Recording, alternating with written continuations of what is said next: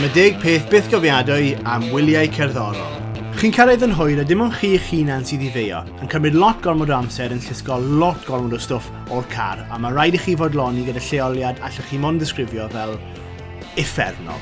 Dyma'r unig bryd lle mae en-suite toilets ddim yn deniadol, ystyr newydd i leoliad crap. Dych chi'n cwblhau eich taith a'ch trysor yn ddiogel, slab o sgol twym.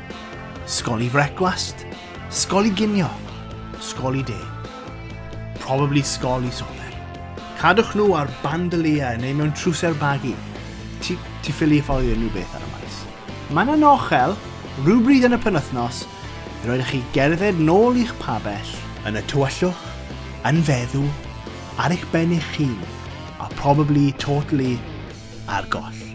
Lle mae'r guide ropes yn guaranteed death trap. Dych chi'n meddwl bod chi fel ninja yn osgoi pob un, ond dych chi actually mwy fel Mr Bean. Chi mewn dimension gwahanol yn ystod yr oed. Anghofiwch eich bywydau diflas, mae'ch cydwynau wedi torri, a dych chi'n cael eich ailenni. Fi'n rydd.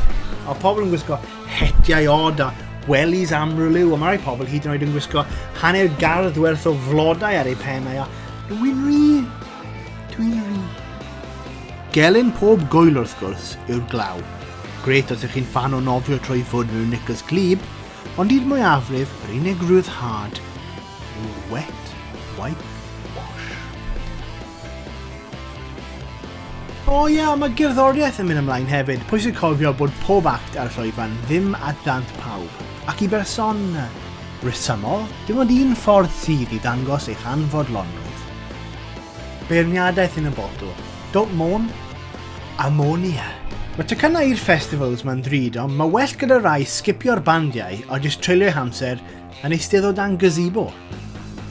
Mae lot o bobl yn hoffi gazebos nawr, ond dwi wedi bod yn fan o gazebos ers iddyn nhw fod yn bebyll. Os ych chi am oroesi'r penwythnos, mae'n hanfodol bod chi'n cael rhyw fath o gwsg, ond mae hynny'n amhosib diolch i catch wedi tŵr pabell.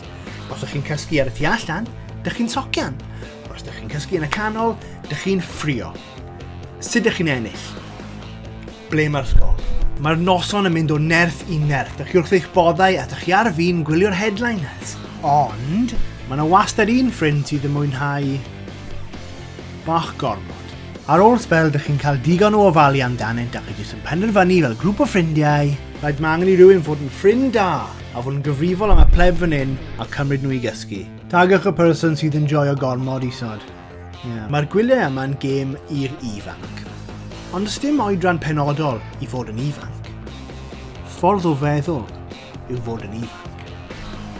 Specifically y ffordd o feddwl, dwi'n hapus i gael pants glib am 42 awr. Chi bobl ifanc.